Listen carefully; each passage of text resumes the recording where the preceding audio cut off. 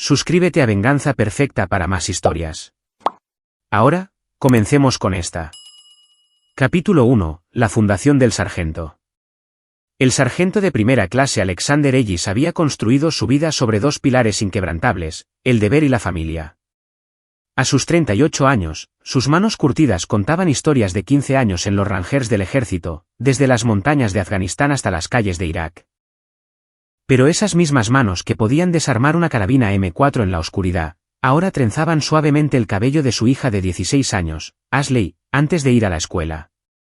«Papá, vas a hacer que llegue tarde otra vez», rió Ashley, retorciéndose en la silla de la cocina de su modesta casa suburbana en Fort Bragg, Carolina del Norte. Su madre, Teresa Ellis, observaba desde el umbral con café en mano, su uniforme de enfermera ya planchado y listo para su turno en el hospital de la base. 5 minutos más no harán daño, respondió Alexander, su voz con esa ligera aspereza producto de años de gritar órdenes sobre el estruendo de los disparos. Además, ¿de qué sirve estar en casa si no puedo consentir un poco a mis chicas? Teresa sonrió, recordando al hombre destrozado que había regresado de su tercer despliegue 2 años atrás. Alexander había visto cosas que lo cambiaron, había perdido hombres bajo su mando, presenciado atrocidades que atormentaban sus sueños. Pero la terapia, el tiempo y el amor de su familia habían reconstruido lentamente al hombre del que se enamoró a los 19 años. Ashley era su hija milagro, nacida después de años de intentos y múltiples abortos espontáneos. Era la debilidad y la fortaleza de Alexander en una sola persona, una estudiante brillante que planeaba estudiar relaciones internacionales en Georgetown, con los ojos de acero azul de su padre y el corazón compasivo de su madre. «Tu rotación de despliegue no comienza hasta dentro de un mes», dijo Teresa, uniéndose a ellos en la mesa del desayuno. «Quizás finalmente podamos hacer ese viaje de campamento a las montañas Blurry». Alexander asintió, pero su teléfono vibró con un mensaje encriptado. Su expresión cambió casi imperceptiblemente, una dureza alrededor de los ojos que Teresa había aprendido a reconocer. «Asuntos militares». «De hecho», dijo con cuidado, «parece que podrían necesitarme para algunos ejercicios de entrenamiento avanzado. Podría ser la próxima semana». Ashley gimió. «Papá, prometiste que miraríamos universidades juntos antes de que me gradúe». «Y lo haremos, cariño». «Lo prometo». Alexander le besó la coronilla, inhalando el aroma familiar de su champú de fresa. Si hubiera sabido que sería el último momento normal que compartirían en meses, se habría aferrado más tiempo. El mensaje en su teléfono era del coronel Harvey Hansen, su oficial al mando durante los últimos 5 años. Contenía solo unas coordenadas y una hora, 1400 horas. Eso significaba una reunión clasificada. Y en la experiencia de Alexander, las reuniones clasificadas significaban que alguien, en algún lugar, estaba a punto de tener un muy mal día. 3 horas después, Alexander estaba sentado en una sala de conferencias estéril en las profundidades del complejo de inteligencia de la base. El coronel Hansen, un veterano canoso con cabello plateado y ojos calculadores, deslizó una carpeta manila sobre la mesa de acero. «Ellis, lo que estoy a punto de mostrarte no sale de esta habitación», comenzó Hansen. «Hemos estado rastreando una red de trata de personas que opera desde Europa del Este. Han estado apuntando a familias de militares, específicamente a las hijas del personal en servicio activo». La sangre de Alexander se heló mientras abría la carpeta, fotos de chicas jóvenes, tomas de vigilancia de bases militares estadounidenses y expedientes detallados de su operación. La red estaba liderada por un hombre llamado Jeffrey Sosa, un exoficial militar serbio que convirtió sus contactos de guerra en un imperio criminal. «Son sofisticados, bien financiados, y tienen información interna sobre nuestro personal», continuó Hansen. «Creemos que tienen a alguien que les proporciona datos desde dentro de la red militar». «Señor, ¿por qué me muestra esto?», preguntó Alexander, aunque una parte de él ya lo sabía. «Porque, sargento, su nombre está en su lista. El nombre de su hija está en su lista». La voz de Hansen era grave. «Estamos implementando protocolos de seguridad mejorados de inmediato, pero quiero que sepa a qué nos enfrentamos». Alexander miró la foto escolar de Ashley adjunta a su archivo de vigilancia. Estaba riendo en la foto, capturada a mitad de frase durante el almuerzo con sus amigos. Alguien había dibujado un círculo rojo alrededor de su cara. «¿Cuánto tiempo llevan vigilándonos?». La voz de Alexander era mortalmente calmada. Basado en las marcas de tiempo, al menos 3 meses. Conocen tu rutina, el horario de trabajo de Therese, las actividades extraescolares de Ashley. Hansen se inclinó hacia adelante. Vamos a atrapar a estos bastardos, Ellis. Pero hasta entonces, tu familia está bajo protección.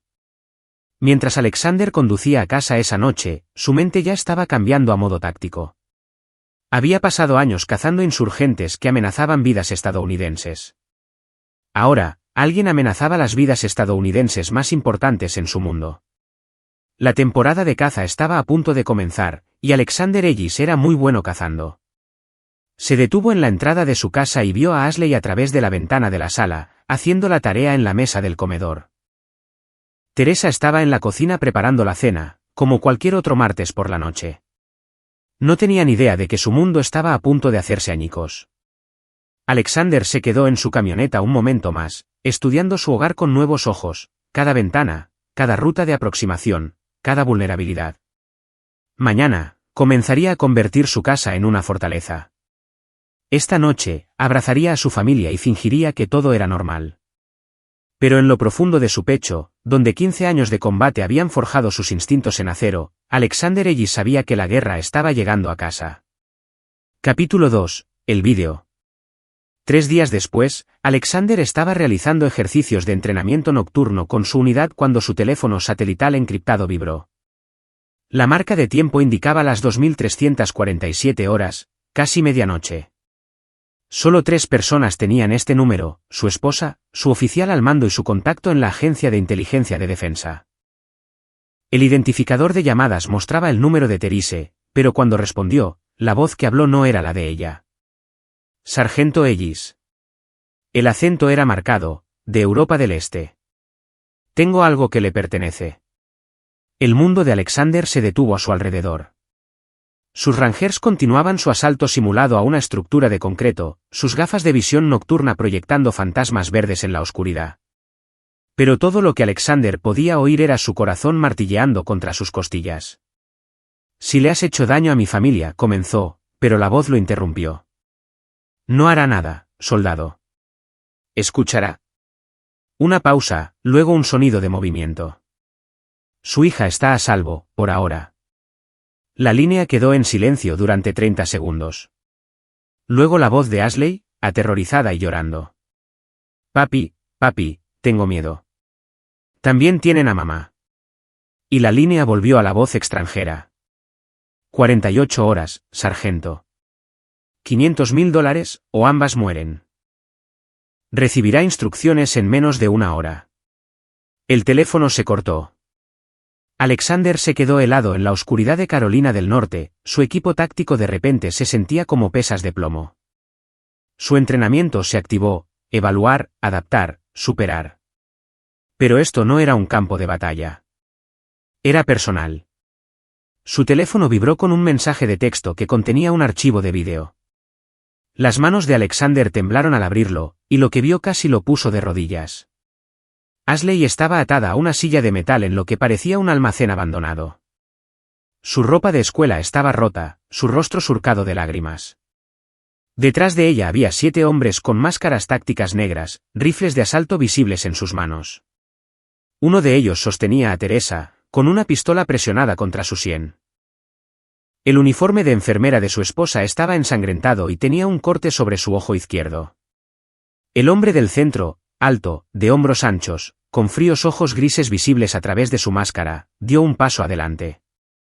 Sargento americano, dijo en un inglés acentuado. Usted entrena a sus soldados para matar a mi gente. Ahora aprenderá lo que se siente perder a la familia. Ashley miró directamente a la cámara. Papi, por favor, págales. No quiero morir. El vídeo terminó con una risa áspera de los 7 hombres enmascarados. La mente táctica de Alexander ya estaba procesando detalles. El almacén tenía ventanas altas con vidrio industrial, posiblemente una fábrica reconvertida. La acústica sugería un gran espacio con pisos de concreto. Uno de los hombres tenía una cicatriz distintiva en la mano izquierda, visible cuando ajustó su rifle. Otro llevaba botas que parecían de tipo militar, estilo de Europa del Este. Pero debajo del análisis táctico, la rabia crecía. No la furia caliente de una pelea de bar, sino la ira fría y calculadora de un asesino profesional al que acababan de darle un objetivo. El teniente Charles Userano, el segundo al mando de Alexander, corrió hacia él. «Sargento, ¿todo bien? Pareces como si hubieras visto un fantasma». «Charlie», dijo Alexander en voz baja, su voz firme a pesar del huracán en su pecho, «necesito hablar con el coronel Hansen ahora mismo». 20 minutos después, Alexander estaba sentado frente al coronel Hansen en el centro de operaciones de emergencia de la base. El vídeo se reproducía en la pantalla grande, proyectando sombras parpadeantes sobre los rostros de ambos hombres. Cuando terminó, Hansen se recostó en su silla y guardó silencio por un largo momento. «Hijo de puta», dijo finalmente. «Jeffrey Sosa. Ese es él, en el centro. Reconocería esos ojos en cualquier parte. Llevamos 3 años intentando atrapar a este bastardo». «Señor, necesita retirarse, sargento». La voz de Hansen era firme. «Nos encargaremos de esto por los canales adecuados, FBI, Grupo de Trabajo Internacional, presión diplomática». 48 horas, interrumpió Alexander. «Señor, con todo respeto, los canales adecuados no salvarán a mi esposa y a mi hija en 48 horas». Hansen estudió el rostro de Alexander.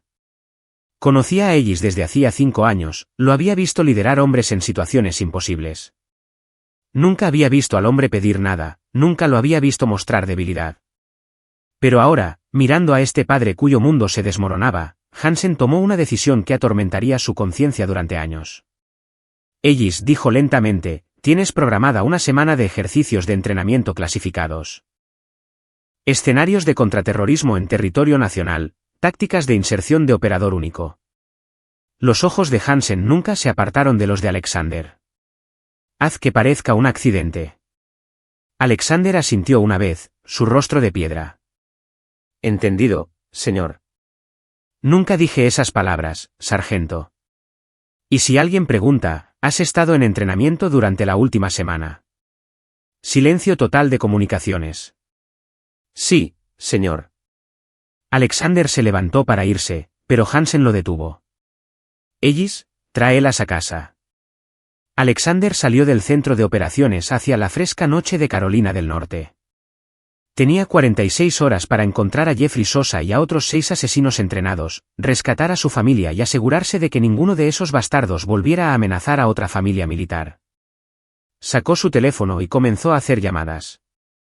La primera fue para Wendell Whitney, un ex-operador de la Fuerza Delta que ahora trabajaba en seguridad privada.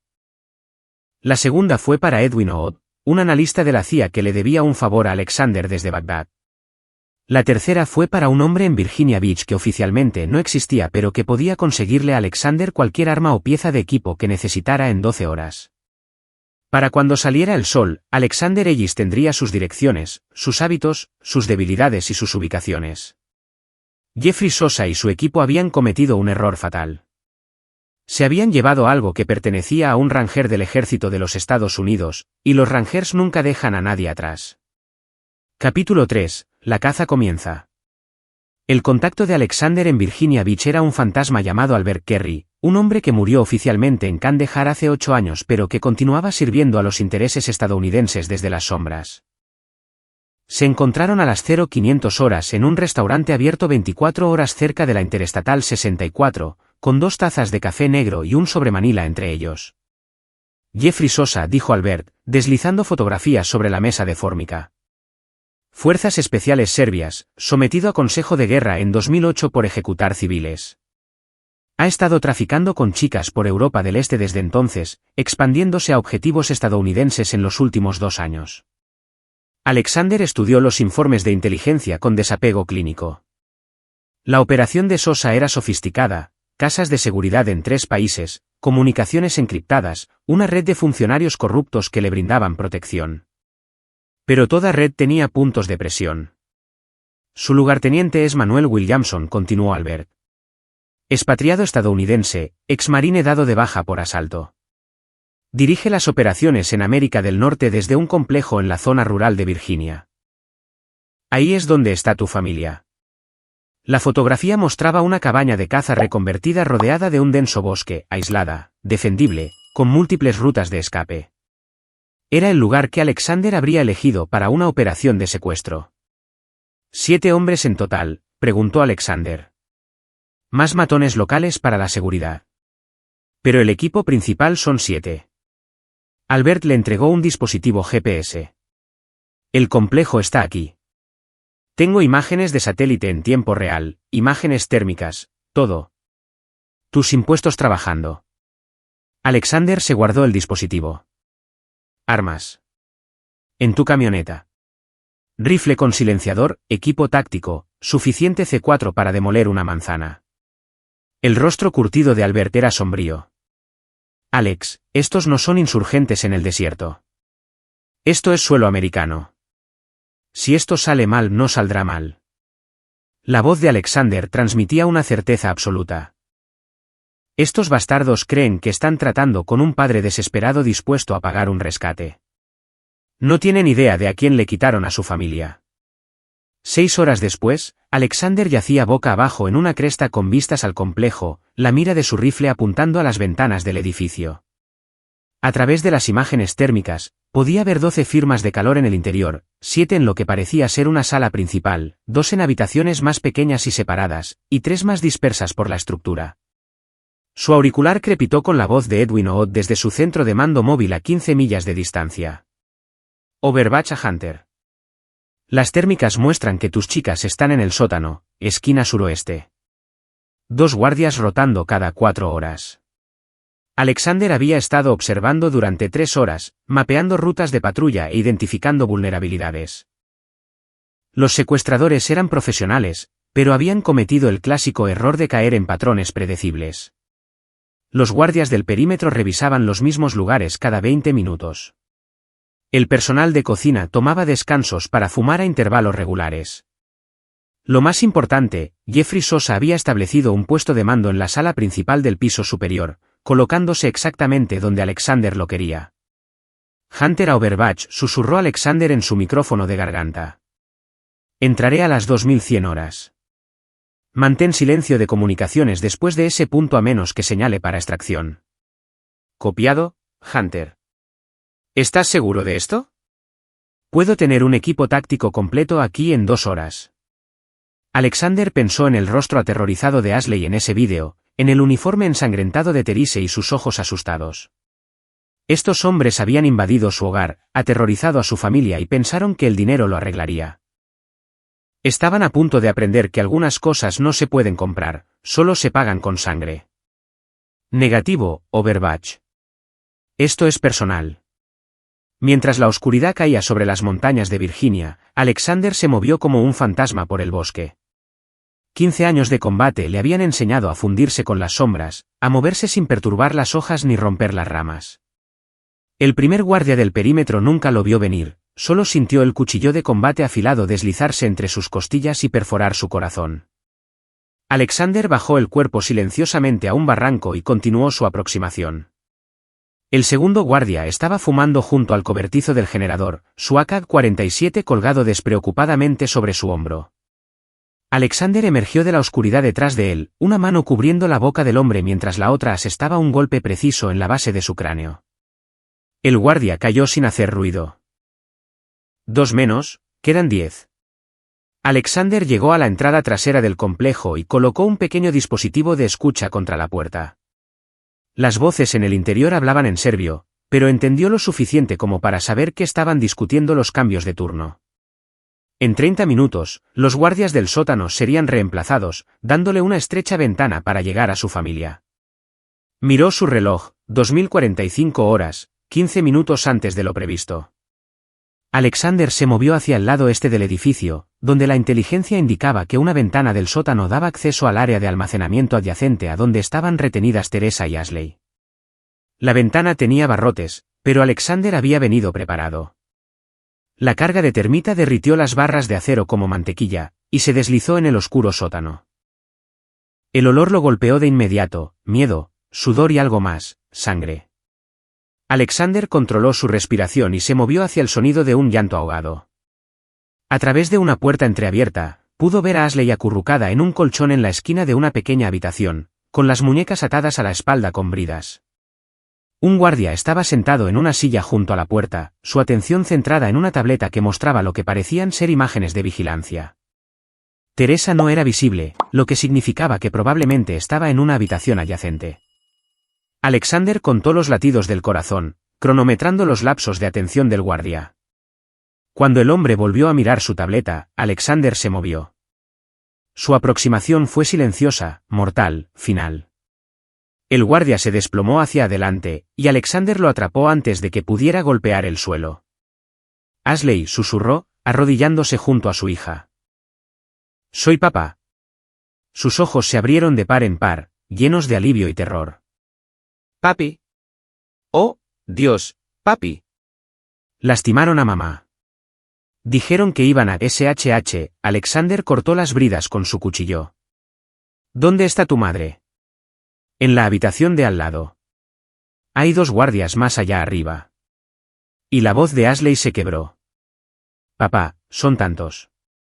Alexander ayudó a su hija a ponerse de pie, notando los moretones en sus brazos y la mirada atormentada en sus ojos. Alguien iba a pagar por poner esa mirada allí. «Ashley, escúchame con atención. Necesito que te quedes aquí mientras voy por mamá. No importa lo que oigas, no salgas hasta que te diga que es seguro». Ella asintió, y Alexander pudo ver su propio acero en sus ojos. Estaba asustada, pero no estaba rota. Esa era su chica. Alexander se trasladó a la habitación contigua y encontró a Teresa inconsciente en otro colchón, su rostro gravemente magullado y su brazo izquierdo doblado en un ángulo antinatural. La rabia lo inundó, fría, pura y concentrada. Comprobó su pulso, lo encontró fuerte y la despertó suavemente. «Alex». La voz de Teresa era apenas un susurro. «Ay». «Las voy a sacar a ambas de aquí». Cortó sus ataduras y la ayudó a sentarse. «¿Puedes caminar?» «Creo que sí». Teresa probó su peso en ambas piernas, haciendo una mueca de dolor. «Me rompieron el brazo, pero mis piernas están bien». A través del techo, Alexander podía oír movimiento y voces. El cambio de turno estaba ocurriendo arriba, lo que significaba que en minutos alguien descubriría a los guardias desaparecidos. Hora de hacer ruido. Alexander le entregó a Teresa su arma de mano. «Toma a Ashley y ve a la ventana del este. Hay un sendero por el bosque marcado con cinta reflectante. Síguelo exactamente 1 milla y encontrarás un jeep. Las llaves están en la visera». «¿Y tú?» El entrenamiento médico de Teresa ya estaba evaluando el equipo táctico de su esposo, la calma profesional en su voz. La sonrisa de Alexander era algo que ella nunca había visto antes, la expresión de un depredador que había encontrado a su presa. «Tengo algunos asuntos que terminar con Jeffrey Sosa». Sobre ellos, alguien comenzó a gritar en serbio. Habían encontrado los cuerpos. La caza había comenzado de verdad. Capítulo 4, punto de no retorno. Alexander besó rápidamente a Teresa y Ashley, luego las vio desaparecer por la ventana del sótano hacia la oscuridad de Virginia. Su familia estaba a salvo. Ahora podía concentrarse en el hombre que las había aterrorizado. Los gritos arriba se hacían más fuertes, más frenéticos. Habían encontrado a los guardias. A través de su micrófono de garganta, contactó a Edwin Ood. «Overwatch, el paquete Hunter está asegurado y se dirige al punto de extracción alfa. Iniciando fase 2. Copiado, Hunter». Las térmicas muestran 8 hostiles restantes en el edificio, concentrados en los pisos principal y superior. Recomiendo exfiltración inmediata. Alexander revisó sus armas y municiones. Negativo, Overwatch. Estos bastardos lastimaron a mi familia. Alguien necesita explicar por qué eso fue un error. Se movió por los pasillos del sótano como un espectro, colocando pequeñas cargas de C4 en puntos estructurales. El edificio era antiguo, de madera maciza y piedra, pero toda estructura tenía puntos débiles si sabías dónde buscar. Alexander había derribado el edificio en su mente 3 veces durante el reconocimiento. Ahora era el momento de poner la teoría en práctica. El primer hostil bajó por las escaleras del sótano 2 minutos después, con el rifle de asalto en alto y una linterna cortando la oscuridad. Alexander lo dejó llegar a la mitad antes de ponerle 2 disparos silenciados en el centro del pecho. El hombre se desplomó sin hacer ruido, pero su radio crepitó con voces serbias pidiendo actualizaciones de estado. ¿Marco? Marco, responde. La voz pertenecía a Manuel Williamson, el estadounidense que había traicionado a su propio país por dinero manchado de sangre. Alexander activó la radio del guardia muerto y respondió en un serbio pasable, sótano despejado, continuando barrido. Eso le daría quizás 3 minutos antes de que se dieran cuenta de que Marco no iba a volver. Alexander se dirigió a la escalera central del edificio, una ancha estructura de madera que conectaba los 3 pisos. Podía oír la voz de Jeffrey Sosa desde el nivel superior, enojada y autoritaria. El hombre gritaba órdenes, coordinando un patrón de búsqueda que limpiaría sistemáticamente cada habitación. Lástima que Alexander no planeaba esconderse. Activó la primera carga de C4, una pequeña que derrumbó el muro de soporte este del edificio. La explosión sacudió toda la estructura y sumió la mitad del edificio en la oscuridad. En algún lugar arriba, los hombres gritaban confusos y presas del pánico. Alexander usó el caos para moverse al piso principal, su visión nocturna le daba una ventaja crucial en la oscuridad. El primer hombre que encontró retrocedía por un pasillo, con el rifle apuntando hacia la entrada del sótano. La cuchilla de Alexander lo tomó por detrás, rápida y silenciosa. Informe. Que alguien me dé un maldito informe. La voz de Manuel Williamson se oyó desde el piso superior. ¿Cuántos hay ahí fuera? A través de su mira, Alexander podía ver movimiento en las ventanas de arriba. Eran lo suficientemente profesionales como para no recortar sus siluetas, pero no estaban acostumbrados a luchar en su propio territorio. Se habían ablandado dirigiendo una operación de secuestro en lugar de un combate real. Alexander activó la segunda carga, esta en el área de la cocina. La explosión envió una bola de fuego a través de los pasillos del piso principal e inició varios incendios. El edificio ahora estaba efectivamente cortado por la mitad, con los hostiles restantes atrapados en el nivel superior. Su auricular crepitó con la voz de Edwin Odd. Hunter, el departamento de bomberos local ha sido enviado. Tienes quizás 10 minutos antes de que este lugar esté lleno de socorristas. ¿Entendido, Overbach? Tiempo más que suficiente. Alexander se dirigió a la escalera central del edificio, la única ruta restante hacia el piso superior. 2 hombres estaban posicionados en la parte superior, los cañones de sus rifles apenas visibles en el humo. Tenían buenos campos de tiro y una cobertura sólida. Sería un asalto difícil en circunstancias normales. Pero Alexander Ellis no planeaba un asalto normal. Adhirió el C4 restante a la viga de soporte principal de la escalera, ajustó el temporizador a 30 segundos y luego disparó 3 rondas escaleras arriba para llamar la atención de los guardias. Respondieron con fuego automático, los destellos de sus bocas revelando sus posiciones exactas. 28 segundos. 27, 26. Alexander corrió hacia la pared exterior del edificio, donde había identificado una debilidad estructural durante el reconocimiento. Precisamente a los 25 segundos, se lanzó por una ventana del primer piso mientras el C4 detonaba detrás de él. La explosión derrumbó toda la escalera y envió a ambos guardias cayendo al piso principal en una lluvia de escombros de madera y mampostería rota. Alexander rodó al aterrizar, se levantó corriendo y disparó 2 rondas a cada hombre caído antes de que pudieran recuperarse. 6 menos, quedan 2, y uno de ellos era Jeffrey Sosa.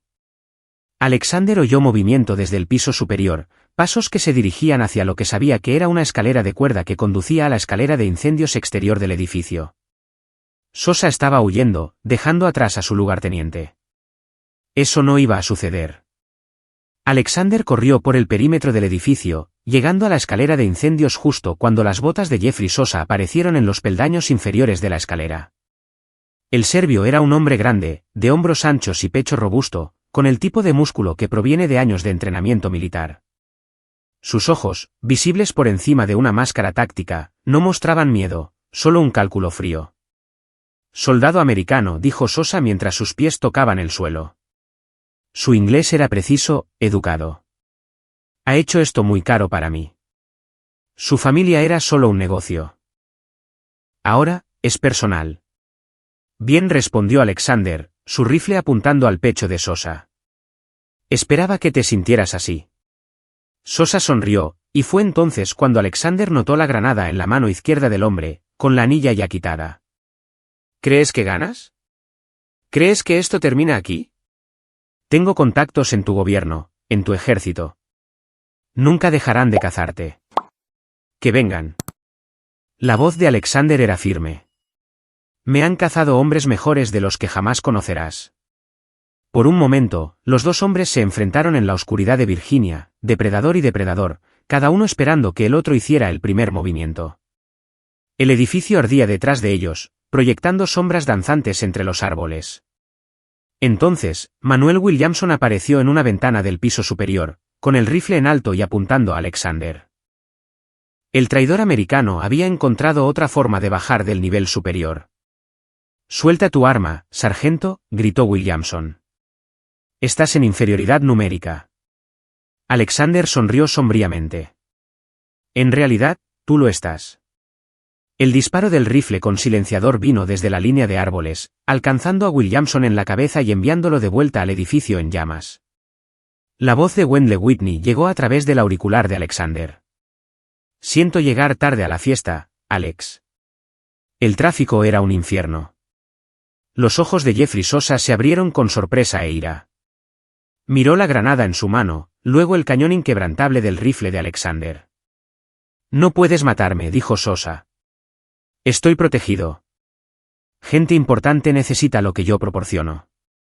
«Todos son reemplazables», replicó Alexander. «Algunos son más fáciles de reemplazar que otros». Sosa soltó la palanca de seguridad de la granada. Alexander había estado contando segundos desde el momento en que vio la anilla quitada. 4 segundos. 3. 2. Se lanzó a su izquierda mientras Jeffrey Sosa le arrojaba la granada directamente. La explosión iluminó el bosque, destrozando árboles y enviando fragmentos de metal silbando por el aire. Cuando el humo se disipó, Jeffrey Sosa yacía a 20 pies de distancia, su cuerpo desgarrado por la metralla de su propia granada. Todavía estaba vivo, apenas, su respiración superficial y laboriosa. Alexander se acercó y se arrodilló junto al hombre moribundo. «Mi familia», dijo Alexander en voz baja. «¿De verdad pensaste que podías llevarte a mi familia y salirte con la tuya?» Los ojos de Sosa encontraron el rostro de Alexander. «Hay otros. Esta red es más profunda de lo que crees. Entonces los encontraré a ellos también». Jeffrey Sosa murió con el rostro de Alexander Ellis como lo último que vio. Mientras las sirenas sonaban en la distancia, Alexander se adentró de nuevo en el bosque. Wendell Whitney ya se dirigía al punto de extracción secundario, y Edwin Ott borraría todos los rastros electrónicos de su participación. El informe oficial mostraría un incendio en una cabaña de caza abandonada, posiblemente causado por vagabundos. Alexander tenía una parada más que hacer antes de que esto terminara. Capítulo 5. Aguas más profundas. 2 días después, Alexander estaba sentado en un sedán alquilado fuera del edificio J. Edgar Hoover en Washington, D.C., observando a los agentes federales entrar y salir de la sede del FBI. Su familia estaba a salvo en una casa de seguridad clasificada, Ashley recibiendo terapia mientras Teresa se recuperaba de sus heridas físicas. Pero las últimas palabras de Jeffrey Sosa lo atormentaban: «Esta red es más profunda de lo que crees». Edwin Ott se deslizó en el asiento del pasajero, llevando una gruesa carpeta manila y con la expresión de un hombre que había descubierto algo que desearía no haberlo hecho. «Alex, tenemos que hablar», dijo Edwin sin preámbulos. «La inteligencia de la operación de Sosa es problemática». Alexander aceptó la carpeta, notando sus marcas de clasificación. «Define, problemática, punto». 3 nombres en la lista de clientes de la red de tráfico son congresistas de los Estados Unidos en funciones. Uno es un juez federal. Otro es un funcionario del Pentágono con acceso a los registros de familias militares. La voz de Edwin era tensa por la ira contenida. Esto no era solo una red de secuestros, Alex. Era una operación de chantaje dirigida a personas que podían proporcionar protección e información. Alexander estudió las fotografías y los documentos. La lista de clientes se leía como un quién es quién de los poderosos de Washington, hombres que habían construido sus carreras sobre valores familiares mientras compraban niños en secreto para sus apetitos retorcidos. «¿Qué tan profundo es esto?», preguntó Alexander. «Más profundo de lo que pensábamos». Jeffrey Sosa era un mando intermedio. El verdadero poder es un hombre llamado congresista Ernest Gleason, presidente del Comité de Servicios Armados de la Cámara. Edwin señaló una fotografía de vigilancia. Ha estado usando su posición para identificar familias militares con hijas vulnerables, y luego pasando esa información a redes de tráfico a cambio de servicios especiales. La mandíbula de Alexander se tensó. Ernest Gleason era un hombre que había visto en televisión, hablando apasionadamente sobre el apoyo a las tropas de Estados Unidos y sus familias. La hipocresía era asombrosa. ¿Dónde está ahora? Ese es el problema. Gleason sabe que su red está comprometida. Está cobrando favores, usando su inmunidad parlamentaria para evitar ser interrogado. Se dice que planea desaparecer, probablemente a un país sin extradición donde pueda vivir cómodamente con sus cuentas en el extranjero. Alexander cerró la carpeta. ¿Cuándo? Mañana por la noche. Jet privado desde el Reagan National a las Islas Caimán, y luego a algún lugar donde no podamos tocarlo. Edwin dudó. Alex, esto no es como el complejo. Gleason tiene protección legítima del servicio secreto, seguridad del Congreso, alguaciles federales. Está rodeado de gente que no sabe lo que realmente es. Entonces tendré que ser creativo. Esa noche, Alexander se sentó en su habitación de hotel, estudiando los planos del edificio del Capitolio y del Aeropuerto Nacional Ronald Reagan de Washington. A su lado yacían documentos que Edwin había adquirido por canales no oficiales, el horario de Gleason, los protocolos de seguridad, los arreglos de viaje. El congresista tenía programado dar un discurso a las familias de militares en el Capitol Hilton a las 7 de la tarde, y luego proceder directamente al aeropuerto para su vuelo. El teléfono de Alexander vibró con un mensaje encriptado de Wendell Whitney. Paquete entregado en la ubicación Bravo. Listo cuando tú lo estés. El paquete era una pieza de equipo especializado que oficialmente no existía, un dispositivo que podía acceder y controlar remotamente cualquier sistema informático en un radio de 50 pies. Esta noche, le daría a Alexander la capacidad de volver el propio aparato de seguridad de Ernest Gleason en su contra. A las 6:45 de la tarde, Alexander entró en el Capitol Hilton por la entrada de servicio, vestido con el uniforme de un trabajador de mantenimiento del hotel. La placa de identificación falsa que Edwin le había proporcionado le daba acceso a los niveles inferiores del edificio, donde podía acceder a la red informática principal. A través de su auricular, podía oír la voz de Ernest Gleason resonando desde el salón de baile de arriba.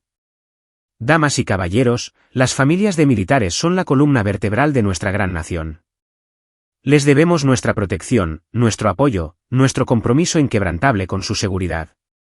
Alexander quiso vomitar. En su lugar, conectó el dispositivo de Whitney al servidor principal del hotel y comenzó el proceso de infiltración en la red de seguridad de Gleason. Nuestros valientes hombres y mujeres de servicio arriesgan sus vidas en el extranjero para que sus familias puedan dormir seguras en sus camas en casa, continuó Gleason, su voz llena de una sinceridad ensayada. Confían en nosotros para proteger sus tesoros más preciados, sus esposas, sus hijas, sus hijos. La red de seguridad se activó, mostrando a Alexander imágenes en tiempo real de cada cámara del hotel, cada punto de control de seguridad, cada ruta de salida. Más importante aún, le dio acceso a las cerraduras digitales, los controles de los ascensores y los sistemas de emergencia. El discurso de Gleason estaba terminando. En 15 minutos, se iría al aeropuerto con una comitiva de 3 vehículos, un coche de seguridad principal, la limusina blindada de Gleason y un coche de seguimiento. La ruta había sido planeada para máxima seguridad, mínimos semáforos, líneas de visión claras, agentes federales posicionados en intersecciones clave. Pero todo plan tenía vulnerabilidades. Alexander se dirigió al garaje del hotel, donde la comitiva ya estaba reunida. 3 SUVs negros estaban en formación, sus conductores realizando las últimas comprobaciones de seguridad. Alexander contó 8 agentes en total, todos armados y profesionales. Esperó hasta que Gleason salió de la entrada principal del hotel, rodeado de seguridad adicional. El congresista era un hombre alto y distinguido de unos 50 años, con cabello plateado y el tipo de porte confiado que proviene de décadas en los círculos de poder de Washington. Parecía en todo un respetado servidor público. Mientras la limusina de Gleason salía del garaje, Alexander activó la primera fase de su plan. El sistema de extinción de incendios del hotel se activó en el garaje, enviando un torrente de agua en cascada y activando los protocolos automáticos de emergencia. El sistema de seguridad del edificio interpretó la activación como una posible amenaza terrorista y entró en modo de bloqueo, sellando salidas, activando medidas de contravigilancia y enrutando todas las comunicaciones de emergencia a través de un único punto de control, un punto de control que ahora comandaba Alexander. La comitiva se vio obligada a detenerse en la salida principal del hotel mientras los equipos de seguridad respondían a la aparente emergencia. En la confusión, Alexander se acercó al vehículo principal y se identificó ante el conductor como un alguacil federal con información urgente sobre la ruta por delante. Señor, hemos recibido información creíble sobre la colocación de un IED en la intersección de Connecticut Avenue, dijo Alexander al líder del equipo, mostrando credenciales federales falsificadas. Recomiendo un cambio de ruta inmediato a calles secundarias a través de Yorktown. El líder del equipo dudó exactamente 3 segundos, lo suficiente para considerar las credenciales, la situación de emergencia y las posibles consecuencias de ignorar una amenaza de bomba. Luego asintió y tomó su radio. Control, aquí Shepherd 1, implementando cambio de ruta debido a amenaza de dispositivo explosivo. Moviéndonos a una ruta alternativa a través del área de la Universidad de Yorktown. Mientras la comitiva se alejaba del hotel, Alexander se deslizó de nuevo en el edificio y se dirigió al tejado. Desde allí, tenía una vista clara de la ruta que la comitiva tomaría a través de Yorktown, una ruta que los llevaría directamente más allá del sitio de construcción donde Wendell Whitney esperaba con un rifle de alta potencia y órdenes muy específicas. La limusina de Ernest Gleason estaba blindada contra balas, bombas y la mayoría de los ataques convencionales, pero no estaba blindada contra un proyectil perforante de núcleo de tungsteno disparado desde 800 metros por un ex francotirador de la Fuerza Delta. Alexander observó a través de binoculares cómo la comitiva se movía por las estrechas calles de Yorktown. Los equipos de seguridad eran profesionales, alertas, siguiendo los protocolos adecuados. No tenían forma de saber que estaban siendo conducidos a una trampa cuidadosamente orquestada. Exactamente a las 8:23 de la tarde, mientras la limusina de Gleason pasaba por el sitio de construcción, Wendell Whitney disparó un solo tiro. El proyectil de núcleo de tungsteno penetró la ventana trasera de la limusina, atravesó la partición blindada y golpeó a Ernest Gleason en el centro del pecho. El congresista murió instantáneamente, su cuerpo desplomándose hacia adelante en su asiento. Los equipos de seguridad reaccionaron de inmediato, rodeando la limusina y estableciendo un perímetro mientras pedían asistencia médica. Pero no había nada que nadie pudiera hacer, ni por Ernest Gleason ni por la red de corrupción y abuso que él había ayudado a proteger. Mientras las sirenas de la policía sonaban en la distancia, Alexander Ellis se alejó tranquilamente del hotel y se adentró en la noche de Washington. Un nombre más había sido tachado de su lista, pero sabía que había otros. La red era más profunda de lo que ninguno de ellos había imaginado, y Alexander apenas estaba comenzando. Capítulo 6. La corrupción revelada. 3 semanas después del asesinato de Ernest Gleason, Alexander estaba sentado en una sala de conferencias segura en las profundidades del Pentágono, enfrentándose a un tribunal que oficialmente no existía. Los 3 oficiales detrás de la mesa de acero, un almirante de la Marina, un general de la Fuerza Aérea y una coronel del Ejército, representaban el tipo de justicia militar que ocurre en las sombras, lejos de la supervisión del Congreso y la atención de los medios. El coronel Harvey Hansen se sentó junto a Alexander, sirviendo oficialmente como su abogado, pero en realidad estaba allí para asegurar que la conversación se mantuviera dentro de parámetros aceptables. Sargento Ellis, comenzó el almirante, consultando un expediente grueso. En el último mes, ha estado relacionado con 13 muertes en 3 estados. ¿Le gustaría explicarlo? La respuesta de Alexander fue medida, profesional. Señor, estaba realizando ejercicios de entrenamiento clasificados bajo órdenes directas del coronel Hansen. Cualquier baja civil fue lamentable pero inevitable. El general de la Fuerza Aérea se inclinó hacia adelante. Ejercicios de entrenamiento que resultaron en la destrucción de una red de trata de personas y la muerte de un congresista de los Estados Unidos en funciones. Señor, si el congresista Gleason estaba involucrado en actividades criminales, eso es un asunto que las fuerzas del orden deben investigar póstumamente. La coronel del ejército, una mujer con cabello gris acero y ojos calculadores, extendió fotografías sobre la mesa. Sargento, sabemos lo que hizo. La pregunta es si vamos a someterlo a un consejo de guerra o a ponerle una medalla en el pecho. Alexander estudió las fotos, imágenes de vigilancia del complejo, imágenes térmicas del hotel, evidencia forense de múltiples escenas del crimen. El aparato de inteligencia militar había estado observando, documentando, analizando cada movimiento que había hecho. Señora, seguí mis órdenes y traje a mi familia a casa a salvo. Todo lo demás son detalles operativos. El coronel Hansen se aclaró la garganta. Si me lo permiten, la inteligencia recuperada de estas operaciones ha sido invaluable. Hemos identificado y desmantelado una red de tráfico que se dirigía específicamente a familias de militares. El funcionario del Pentágono que proporcionaba información interna ha sido arrestado. 3 congresistas más han renunciado discretamente en lugar de enfrentar una investigación. El almirante asintió lentamente.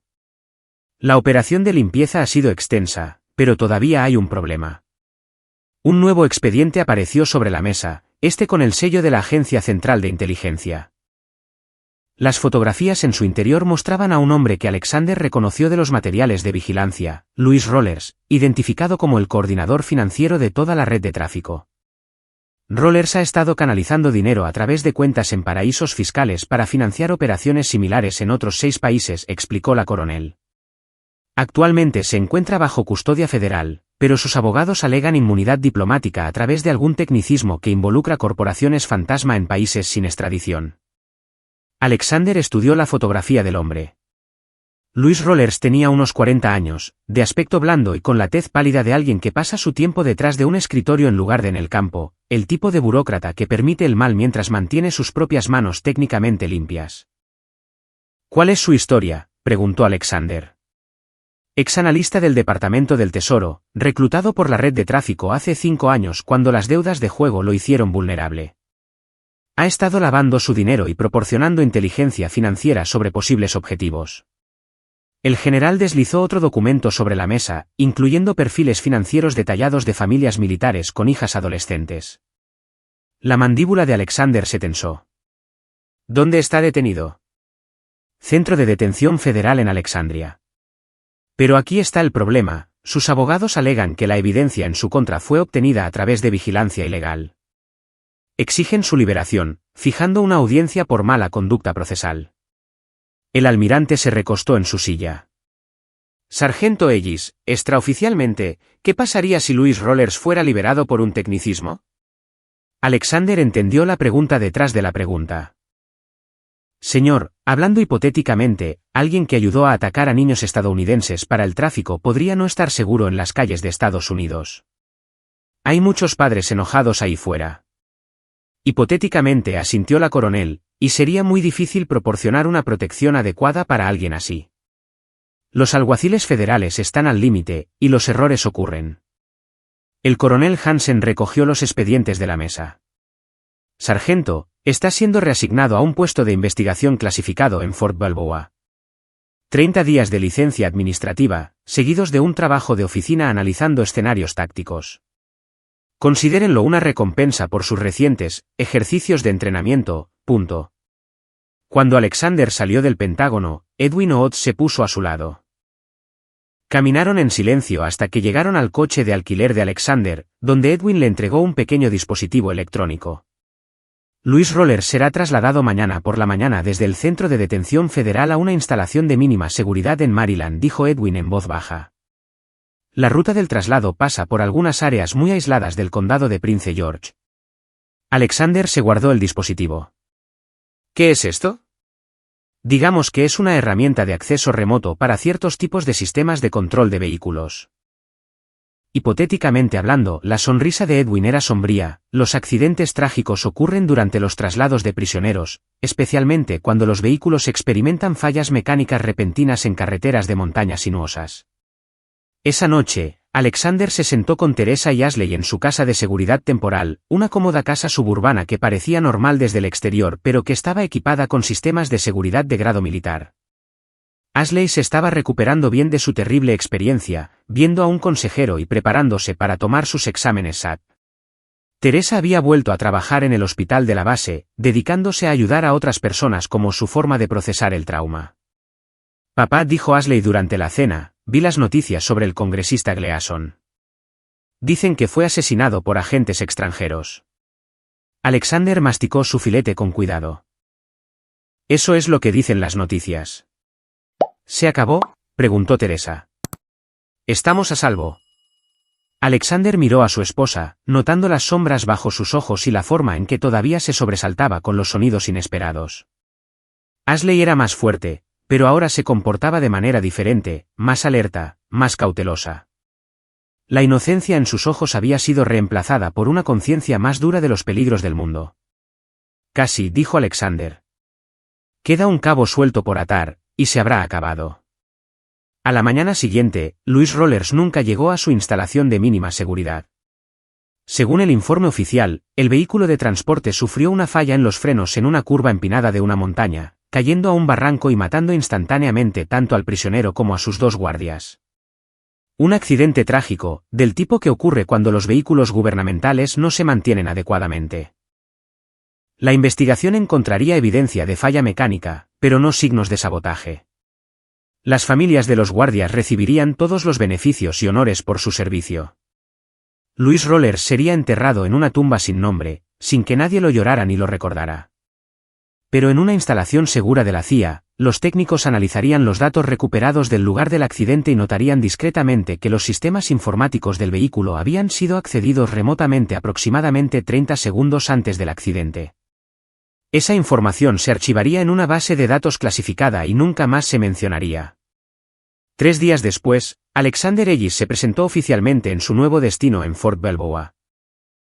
Su oficial al mando le dio la bienvenida a la división de análisis estratégico y le asignó un escritorio en una oficina tranquila donde pasaría los próximos años desarrollando escenarios teóricos para operaciones militares en entornos urbanos.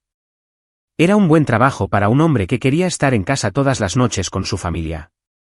Pero tarde en la noche, cuando Ashley dormía y Teresa leía a su lado en la cama, Alexander a veces recibía mensajes encriptados en un teléfono seguro, mensajes sobre redes de tráfico en otros países, sobre funcionarios corruptos que se creían intocables, sobre familias que necesitaban el tipo de ayuda que no podía llegar a través de los canales oficiales.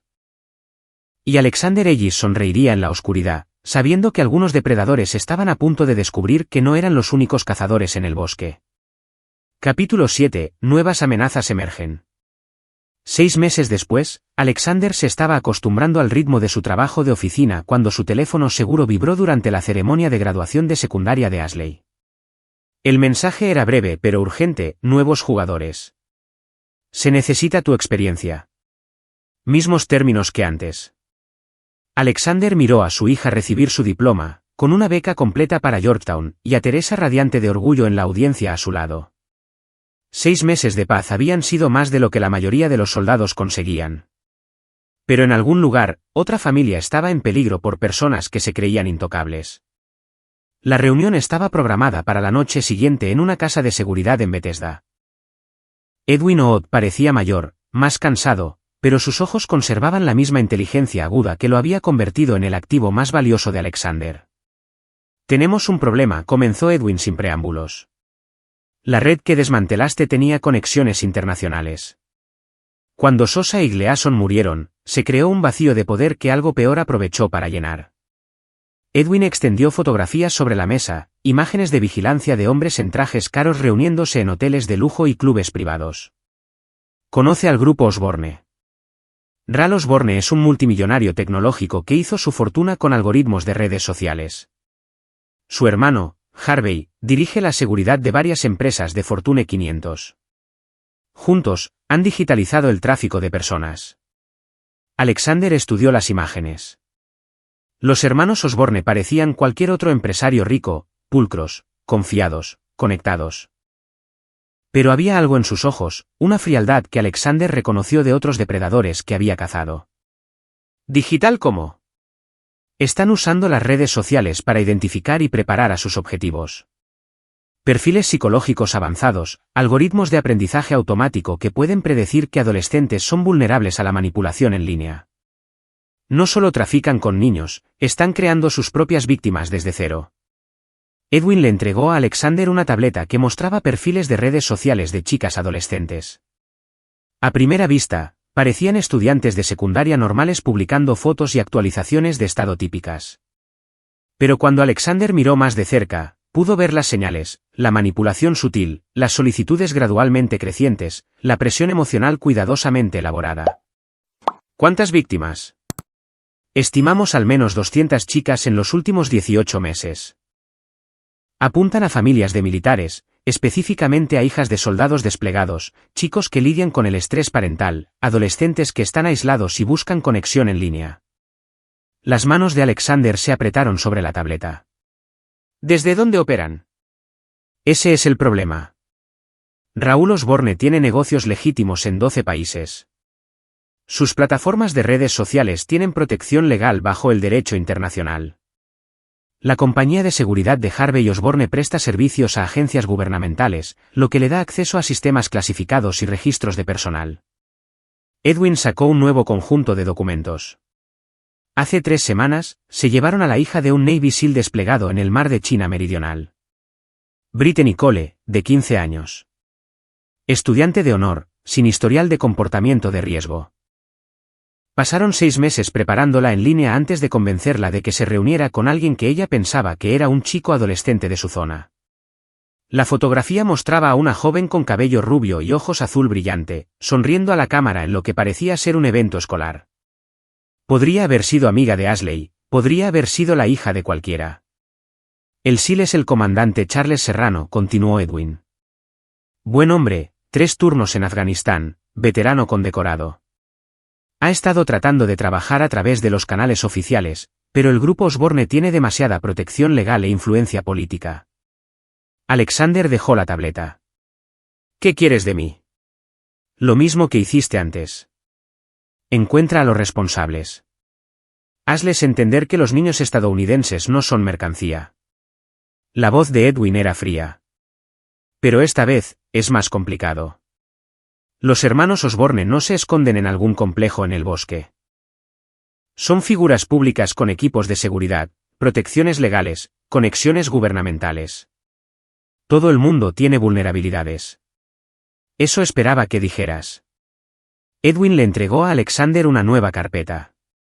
Raúl Osborne dará un discurso principal en la Cumbre de Innovación Tecnológica la próxima semana en San Francisco. El futuro de la construcción de comunidades digitales. La ironía es repugnante. Alexander abrió la carpeta y comenzó a estudiar planos arquitectónicos, protocolos de seguridad y listas de invitados. La cumbre se celebraba en el Moscone Center, con más de 3.000 asistentes de la industria tecnológica, una cobertura perfecta para un hombre que quería mezclarse con la multitud. ¿Y el comandante Serrano? Le han concedido un permiso de emergencia para ocuparse de su situación familiar. Oficialmente, está buscando asesoramiento y pasando tiempo con su esposa mientras afrontan la desaparición de su hija.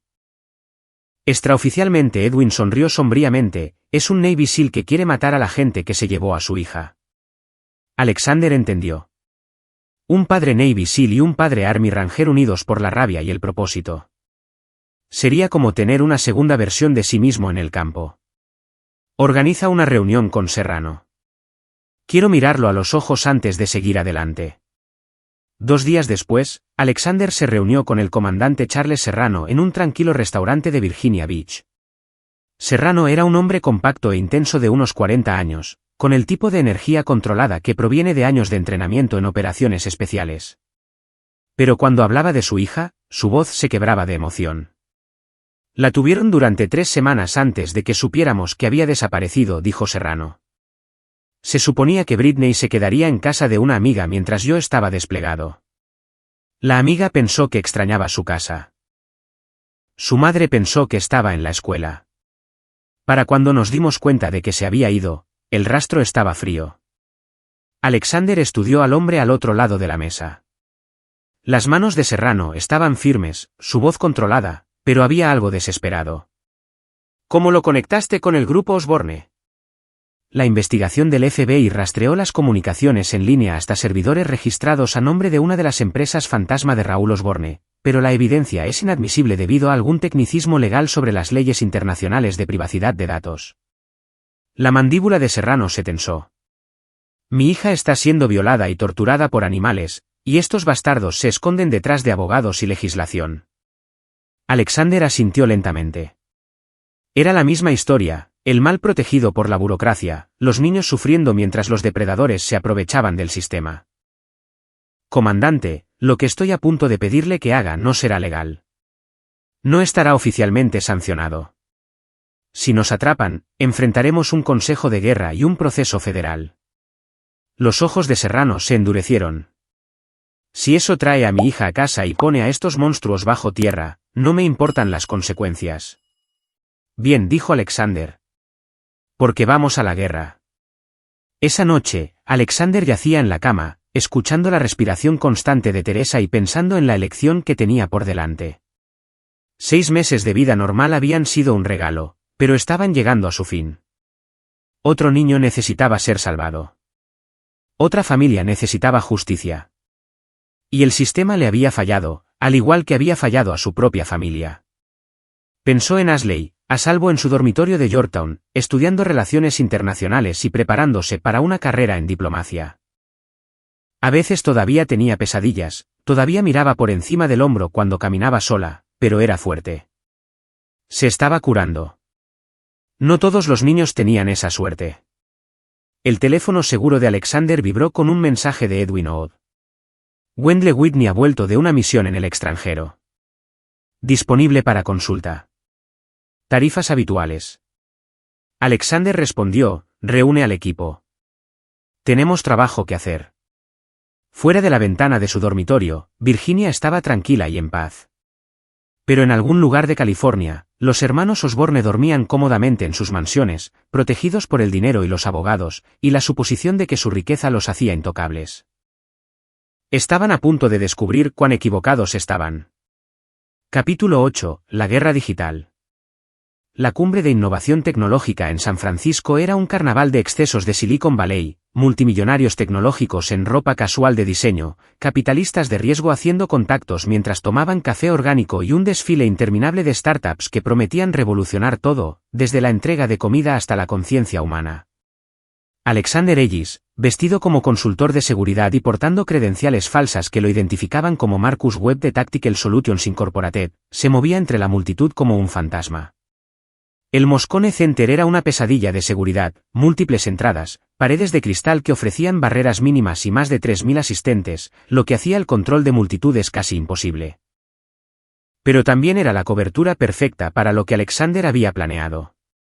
A través de su auricular, la voz de Edwin Odd proporcionaba actualizaciones constantes. Ral Osborne está en la sala verde, programado para subir al escenario en 20 minutos. Harvey Osborne está coordinando la seguridad desde el centro de mando en el nivel 3. Equipo de protección de 6 hombres, más policía local y contratistas privados.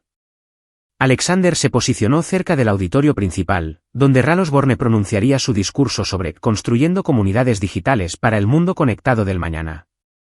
La ironía era repugnante, un hombre que destruía niños hablando de unir a la gente. El comandante Charles Serrano estaba posicionado fuera del edificio, monitoreando las rutas de escape y coordinando con Wendell Whitney, quien había tomado un nido de francotirador en un edificio al otro lado de la calle. Si el plan de Alexander fallaba, tenían contingencias. Pero Alexander no planeaba fallar. Su teléfono vibró con un mensaje, paquete entregado en la ubicación Charlie. Esa era la señal de que el virus había sido cargado con éxito en los servidores de redes sociales del grupo Osborne. Mientras Raúl Osborne hablaba de innovación digital, sus propios algoritmos se volvían en su contra. Alexander se dirigió a un pasillo de servicio que daba acceso a la red informática principal del edificio. El dispositivo que Edwin le había proporcionado era más pequeño que una memoria USB, pero contenía suficiente malware como para paralizar toda la infraestructura digital de la conferencia. Damas y caballeros, la voz de Ral Osborne resonó desde el auditorio principal, estamos en el umbral de una nueva era en la conexión humana. Nunca antes hemos tenido herramientas tan poderosas para unir a las personas, para entender sus necesidades y deseos más profundos. Alexander conectó el dispositivo a una caja de conexiones de la red y comenzó la secuencia de carga. 30 segundos después, todas las pantallas del Moscone Center comenzaron a mostrar imágenes de los servidores privados del grupo Osborne, fotografías de niños secuestrados, registros financieros que mostraban pagos a traficantes, comunicaciones encriptadas discutiendo la adquisición y preparación de activos jóvenes. La reacción fue inmediata y devastadora.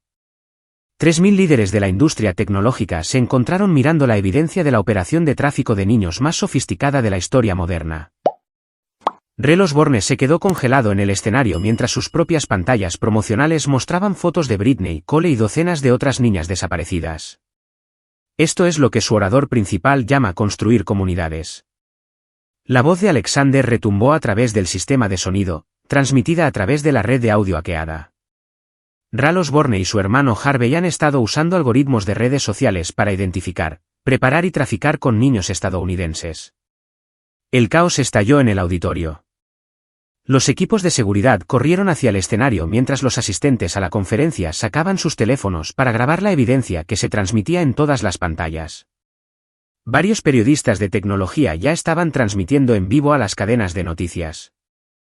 Alexander se movió a través de la confusión hacia su objetivo principal, el centro de mando de Harvey Osborne en el tercer nivel. Los ascensores del edificio habían sido bloqueados como parte del protocolo de seguridad, pero Alexander había pasado 3 días estudiando la disposición del edificio. Escaleras de servicio, pasillos de mantenimiento y rutas de acceso de emergencia proporcionaban múltiples caminos hacia su objetivo. Llegó al centro de mando justo cuando Harvey Osborne coordinaba los procedimientos de evacuación para su hermano. Harvey era un hombre más grande que Raúl, con la complexión sólida de alguien que había trabajado en seguridad antes de pasar a la gestión. Su equipo de seguridad era profesional, disciplinado, respondiendo a la crisis con precisión militar. Pero no esperaban a un ex ranger del ejército con 15 años de experiencia en combate. Alexander entró por el acceso trasero del centro, moviéndose silenciosamente a través de racks de equipos y estaciones de servidores. El personal de seguridad estaba centrado en las amenazas externas, monitoreando el control de multitudes y posibles atacantes desde el exterior. Nunca lo vieron venir. El primer guardia cayó con una llave de estrangulamiento, inconsciente antes de poder dar la alarma. El segundo murió por el cuchillo de combate de Alexander, la hoja deslizándose entre sus costillas y dentro de su corazón.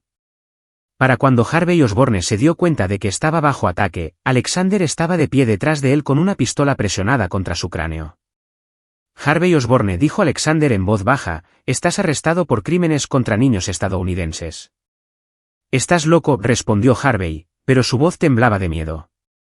«No tienes autoridad aquí, ni jurisdicción. Tengo la única autoridad que importa». Alexander presionó el arma con más fuerza contra la cabeza de Harvey. «Soy un padre que está cansado de ver sufrir a los niños mientras los depredadores se esconden detrás de los abogados». A través de las ventanas del centro de mando, Alexander podía ver el caos en el auditorio de abajo. Rel Osborne había sido derribado por su propio equipo de seguridad, que ahora intentaba evacuarlo por las salidas traseras del edificio. Pero Wendell Whitney esperaba exactamente ese escenario. «Tu hermano está a punto de descubrir que huir empeora las cosas», le dijo Alexander a Harvey. «Tienes una oportunidad para mejorar esto. Dime dónde tienen a la hija del comandante Serrano». Los ojos de Harvey mostraban cálculo, desesperación y miedo. «Incluso si te lo dijera, hay otros. Mátame a mí y a mi hermano, y alguien más tomará el control. La red es más grande de lo que entiendes.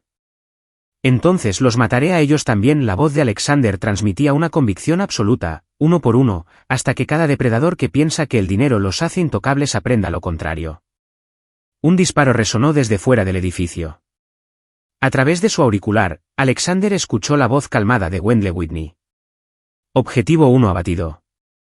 Rel Osborne no dará más discursos. El rostro de Harvey Osborne se puso pálido. «Jesucristo, ¿de verdad lo mataste? Tu hermano eligió huir en lugar de cooperar. Todavía tienes la opción de tomar mejores decisiones». Alexander sacó una tableta de su equipo táctico y la colocó frente a Harvey. Ubicación de los niños, registros financieros, nombres de otros miembros de la red, todo lo que sabes sobre la operación de tráfico.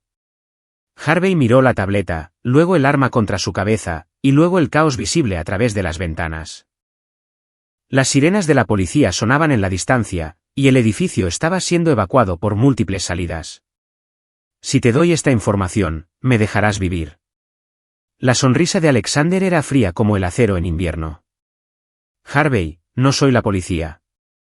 No soy el FBI. No estoy sujeto a leyes, ni procedimientos, ni protecciones constitucionales. Se inclinó más cerca, su voz bajando a un susurro. Soy un soldado que ha decidido que depredadores como tú son combatientes enemigos. No hay prisioneros de guerra en este conflicto. Harvey Osborne comenzó a escribir en la tableta, sus manos temblando mientras introducía contraseñas y códigos de acceso. Cuentas financieras en las Islas Caimán, ubicaciones de servidores en Europa del Este, casas de seguridad en 3 continentes, toda la red de tráfico digital al descubierto en un intento desesperado por comprar unos minutos más de vida. Cuando Harvey terminó, Alexander estudió la información en la pantalla. Britney Cole estaba retenida en un complejo en México, junto con docenas de otras niñas.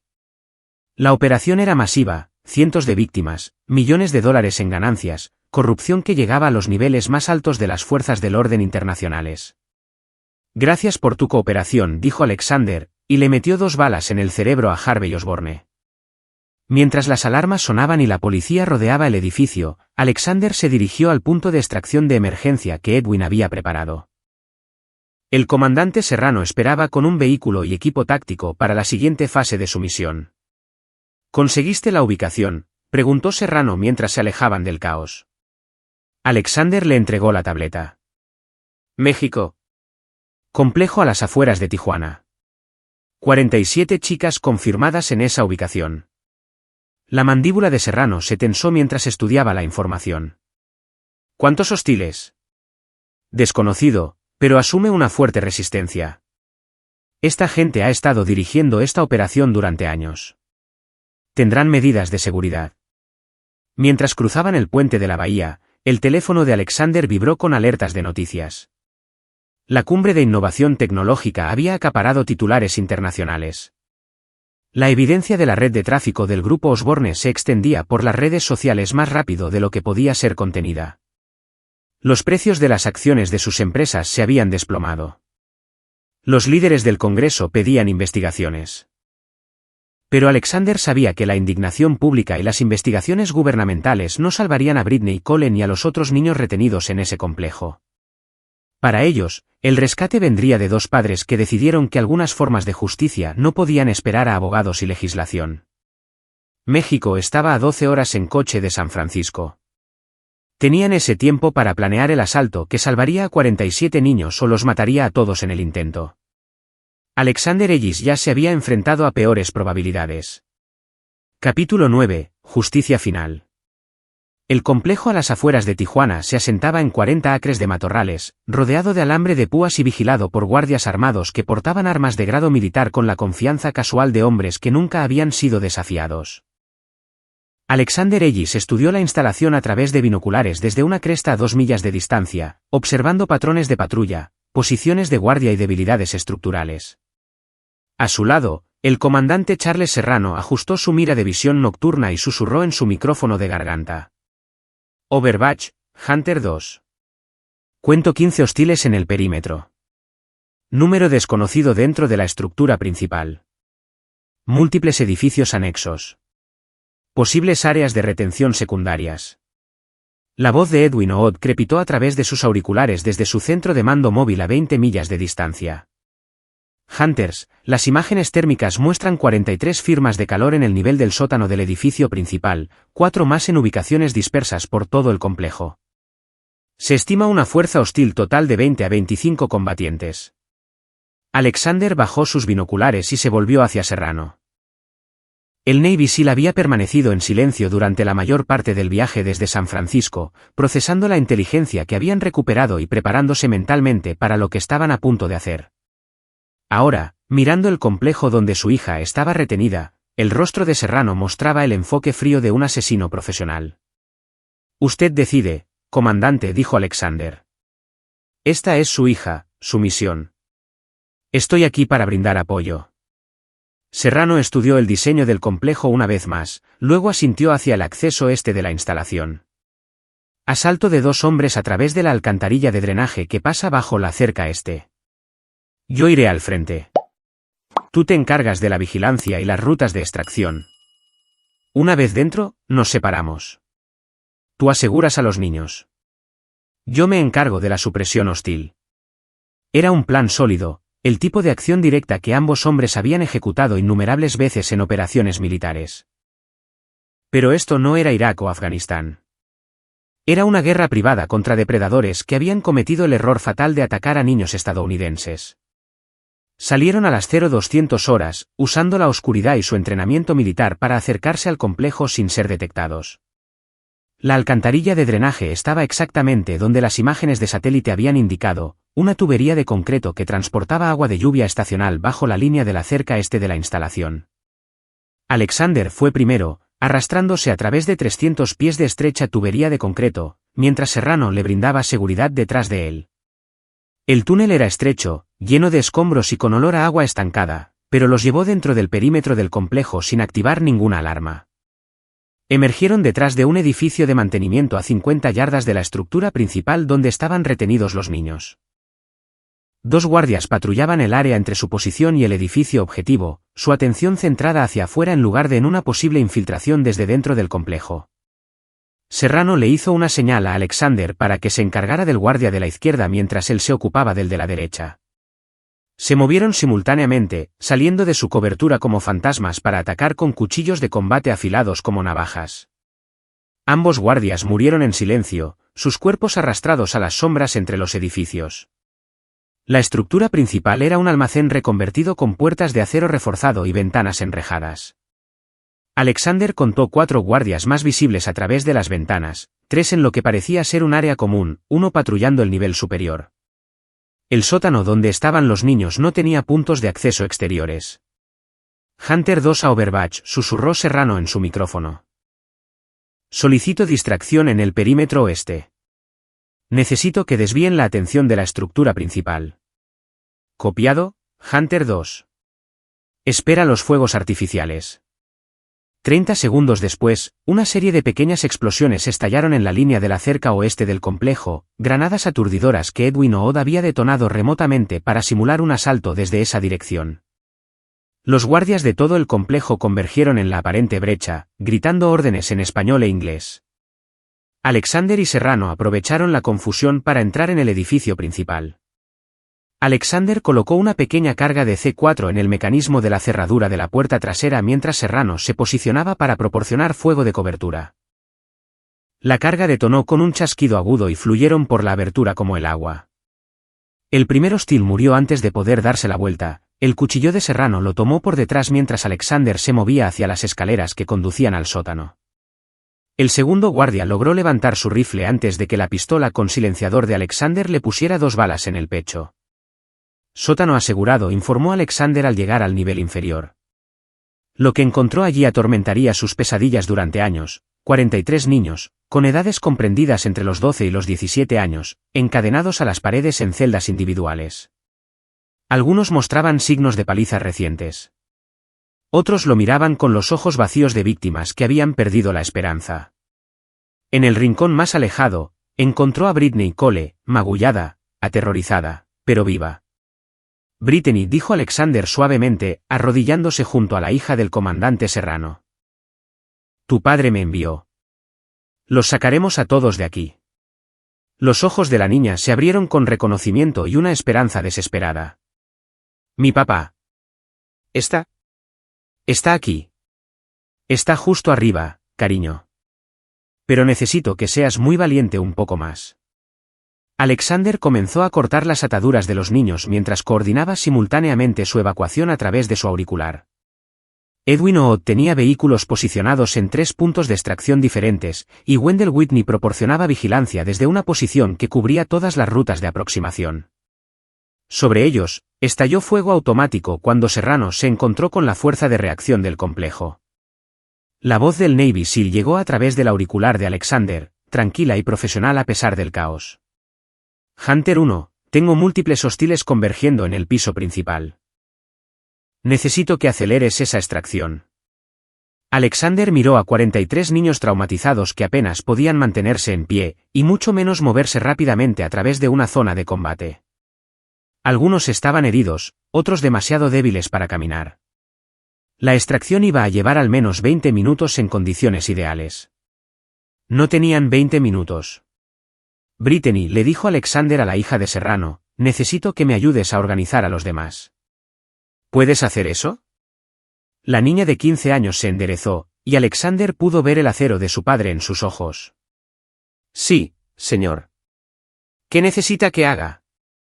Mientras Alexander coordinaba el movimiento de los niños hacia una salida de emergencia que Edwin había identificado, Serrano libraba una batalla en movimiento por los niveles superiores del edificio. El Navy SEAL había contado al menos 12 hostiles y los estaba eliminando sistemáticamente, habitación por habitación. Hunter 2 a Hunter 1, la voz de Serrano era tensa por el estrés del combate. El comandante del complejo está pidiendo refuerzos.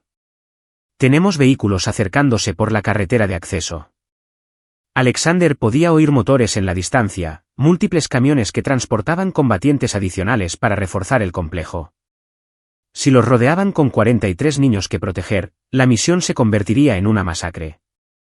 Hora de improvisar. Alexander le entregó a Britney Cole su arma de mano y le enseñó a usarla. Lleva a los otros niños por esa salida de emergencia y sigue los marcadores rojos que Edwin colocó a lo largo de la ruta. Hay un vehículo esperando exactamente a 1 milla al sur. Si alguien intenta detenerte, dispárale. ¿Y usted y mi papá? La sonrisa de Alexander era sombría. Tenemos algunos asuntos que terminar aquí primero. Mientras los niños evacuaban por la salida trasera del edificio, Alexander se dirigió al nivel superior donde Serrano contenía a los defensores restantes del complejo.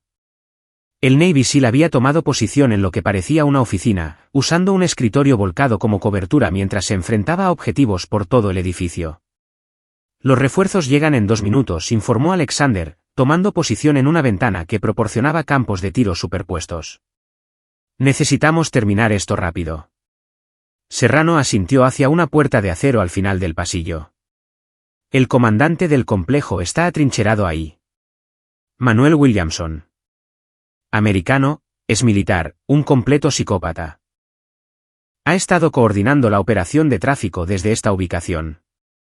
Alexander recordó el nombre de sus archivos de inteligencia, Manuel Williamson, el hombre que había ayudado a Jeffrey Sosa a atacar a familias de militares estadounidenses, que había sobrevivido al asalto al complejo de Virginia y había reconstruido la red bajo una nueva dirección. ¿Asunto personal?, preguntó Alexander. Muy personal, respondió Serrano. Avanzaron juntos por el pasillo, usando tácticas profesionales para despejar cada habitación sistemáticamente. Los guardias restantes lucharon con fiereza, pero fueron superados por 2 veteranos de operaciones especiales que habían pasado años perfeccionando el arte del combate en espacios cerrados. La oficina de Manuel Williamson era de acero y hormigón reforzado, una habitación de pánico diseñada para resistir un asalto. Pero Alexander había traído suficiente C4 para demoler todo el edificio. La explosión convirtió la puerta de acero en metralla y llenó la habitación de humo y escombros.